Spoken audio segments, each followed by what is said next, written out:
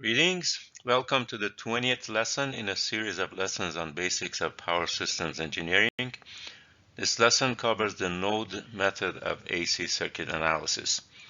Mesh method was covered in lesson 19. Application of the node method starts with identification of all principal nodes of the circuit. Principal nodes are the nodes where three or more branches meet. By this definition, there are three principal nodes on the example circuit of this page, and they are marked on the next slide. Here are the principal nodes. Three branches meet here, three branches meet on this one, and four branches meet on this bottom node. We need to designate one of these nodes as the reference node and assign a voltage of 0 to it. For this example, I have chosen the node at the bottom of the figure to be the reference node, this one, and have assigned the letter E to it. The other two nodes I am calling A and B. Here's our reference node, and here are the other two nodes. Starting with node A, I will assign three currents to its branches, one for each branch. And typically I take the directions to be outward from the node. You see those here, I1, I2, and I3. The purpose is not really to find these currents, but to utilize them to form a linear equation that relates voltage at node A with respect to ground, VA, to voltage at node B with respect to ground, VB. This will be clear as I move forward through this example.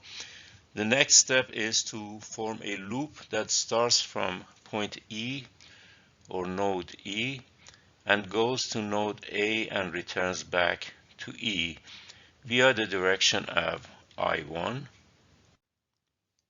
Here is that node starting here from E, going to A, and in the direction of I1. Once I reach node B, I'll then come back to the reference node. I'll write the KVL for this loop. Going from E to A, there is a voltage rise of V sub A that I wrote on the left-hand side. Going forward around this loop, there is a voltage drop of I1 times this impedance here. So 5 plus J30 times I1 represents that voltage drop, which goes on the other side of the equation.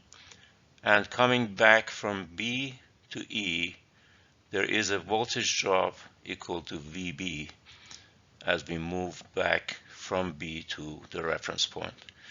So because that's another voltage drop, it goes on the same side as all the other voltage drops, and the equation is complete now. The KVL for this loop. Next, I will establish another loop, again starting at point E and going to node A, but this time moving in the direction of I2. Starting from E, going to A, and continuing in the direction of I2 back to node E. And let's write the KVL for that. Initially, there is a voltage rise of VA, again written on the left.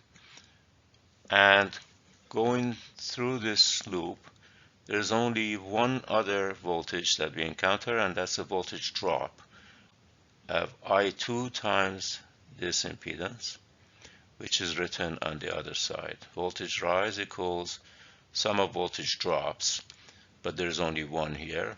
So that's the whole KVL for this loop. And finally, I do a loop that again starts at node E but goes to A, but this time it turns in the direction of the I3. And that's such loop starting from node E going to node A and coming back all the way back to E. It will go through this branch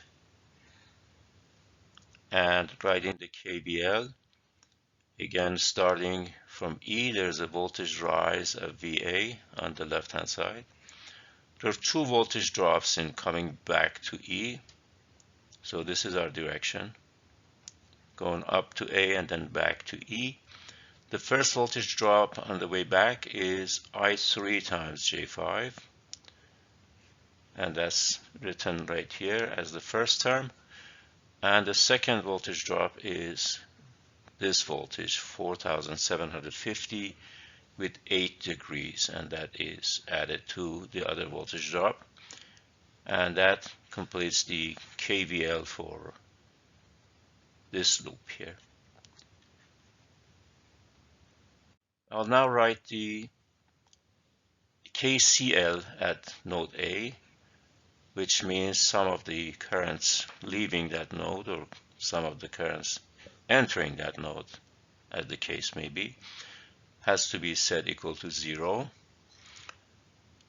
Now, the last part, forming the equation in terms of VA and VB, is to calculate I1 from this equation, I2 from this equation, and I3 from the last equation, and insert the values that we find for I1, I2, and I3 in terms of all the other terms. Insert those values in the KCL equation. I do not show the I1, I2, I3 found from each equation explicitly, but I have them substituted in the KCL equation on the next slide. I'll show one of those, the rest of them are similar. Let's find I1 from this equation. Well, I1 equals VB goes to the other side, and the other side becomes VA minus VB. And the coefficient of I1 is this impedance. So I divide both sides after moving VB to the other side. I divide both sides by 5 plus J30. There should be a 1 here because I'm calculating I1. And once I find that, I'll put this value in the KCL equation for I1. And that's shown here. I2 is calculated from this equation and substituted in here for I2. And it shows up here. And I3 is calculated from the last equation, and its equivalent is substituted for I3 in the KCL, and the sum of the three fractions is equal to 0. I'll make a note of this equation and go through a similar process for node B. Again, assigning currents to the branches of the node, I1, I2, and I3 at node B.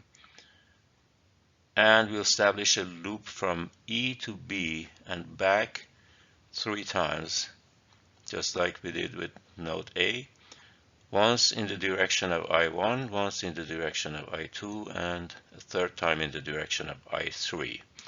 So the first one that goes up from E to B and moves in the direction of I1 is shown on the next slide. Here's that loop, and the direction happens to be clockwise in this case. So we have a VB as a voltage rise equals a voltage drop, the only voltage that we encounter after we reach B. On our way back to E, the only voltage that we encounter is the voltage across this impedance, which is simply 40 plus J7 times I1. I have that printed out on the next slide. So VB equals this impedance times I1, because that's a voltage rise, and on this side I have a voltage drop, and according to KVL they need to equal each other. Next loop is in the direction of I2.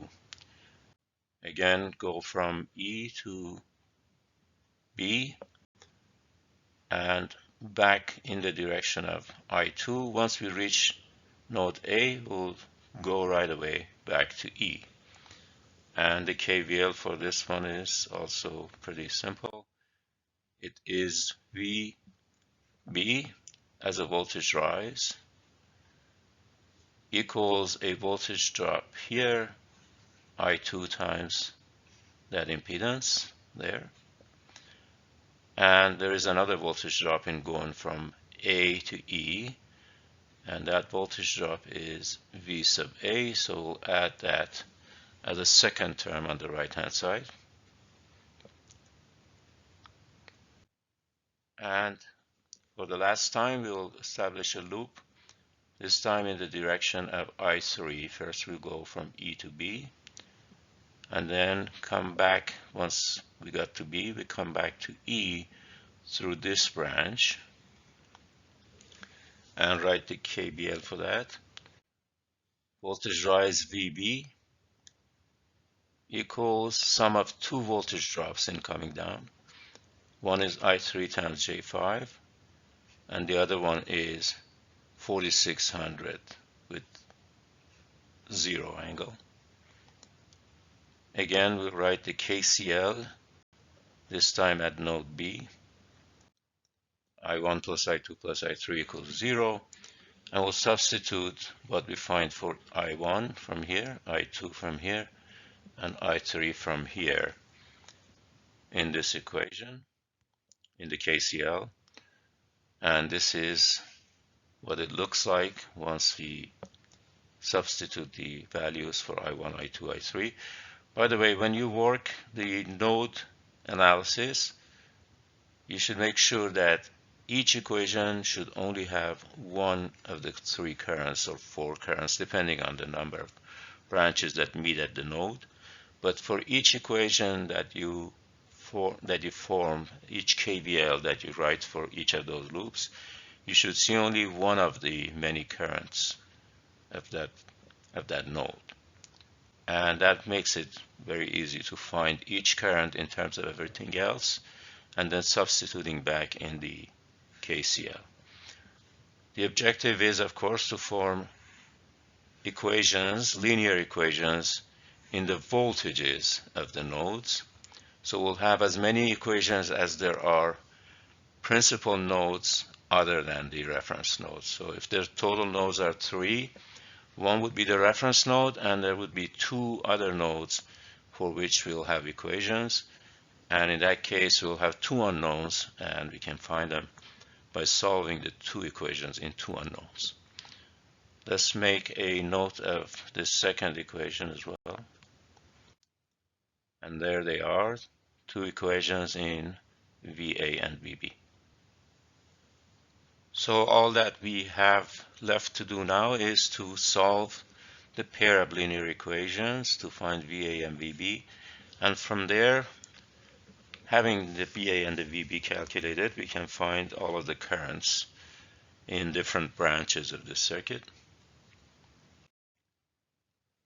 Here they are. I transfer them to the top of the page. I have, on the next page, you'll see the simplified version of these 2 equations. First, I resolved each fraction into, for example, 1 over 5 plus j30 in terms of a plus jb, using a calculator to invert that complex number. And then I collected the similar terms for VA and for VB and took the constants to the other side. And here is what those 2 equations look like after they have been rather simplified. To solve these equations, these are obviously in the form of A VA plus, well, let's call it A1 VA plus B1 VB equals a constant, and A2 VA plus B2 VB equals another constant, although the constants, the coefficients are complex in that case. I'll explain the way I solved this. I used something called the Kramer's method. I'll go over that quickly on the next slide. Here is the equation with A's and B's to keep it short. So to calculate VA and to calculate VB, we form a fraction for each. The denominator will have a matrix determinant formed by the four coefficients of the unknowns in that order: A1, B1, A2, B2, and they are the same for both unknowns: A1, B1, A2, B2. In the numerator, again, we'll have determinants, 2 by 2 determinants. For VA, we replace it. Imagine the bottom determinant moved to the top, except that the first column, the A1, A2 column, will be replaced with C1, C2. So we'll have C1, C2, B1, B2. And for VB, for this unknown, the B2 column will be replaced with C1, C2. And we'll have A1, A2, C1, C2. The determinants, of course, are evaluated simply as product of the main elements, or elements on the main diagonal, minus the product of the other diagonal. So for this one, it would be A1 C2 minus C1 A2.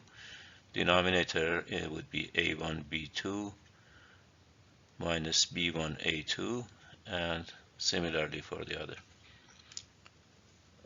All right, so back to the actual equations that were found for VA and VB on the next page. To solve these equations using the Kramer, I formed the fractions and calculated the determinants, and they are here. I'm not showing the determinants, but these are the results of the determinants in the numerators and the result of the determinants in the denominator, which were of course the same. So you see the two denominators here are exactly the same. And simplify these or do the division, and you get VA and VB, and they're shown on this slide. VA came to 4,597 volts with 1.04 degrees, and VB came to 4,482 volts with negative 5.67 degrees. VA here, and VB is the voltage of this node, both of them, of course, with respect to the reference node. Now, having these voltages, the branch currents can be found, and I have them all calculated for all 5 branches. For I1, this one, I number them I1 through I5. The last one is here, I5. I1 equals, well, we have VA, which is the voltage across this impedance, because VA is the voltage between A and the reference node. And so to find I1, I just divide VA over the impedance. And here is the value for I1. For I2, we should take the difference of VA and VB, which would give us the voltage across. Now that would be I3. For I2, we'll take VA minus this voltage, which will give me the voltage across the J5 impedance. I will divide that difference by J5. That's shown over here. So I2 equals, that's VA minus the voltage of this source here over this impedance. And that's the answer there. I3 would be VA minus VB over this impedance. And that came to this value. And for I4, again, VB minus this voltage to get the voltage across J5. And then divide that difference by J5 to get I4. And I5 is simply VB over this value. VB divided by 40 plus J7 comes to this number. We have reached the end of lesson 20. My name is Fouad Alvandi. I'm a PE in electrical power engineering. You find my name and web address and email address on this slide. Here is my web address, own-your-destiny.mylearnworlds.com, and my email address is the same thing almost, this much of it, at yahoo.com, except that I have spelled out the hyphens. Own hyphen spelled out, your hyphen spelled out, destiny at yahoo.com. I invite you to visit my website for comprehensive modules on power systems engineering. If you enjoy watching my channel, please click on the subscribe button and the notification bell. If you're looking for a resource to review topics in preparation to take the PE exam in electrical power engineering, you might find the modules on my website to be helpful. Thank you for watching this video, and I hope to see you soon in another one of my presentations.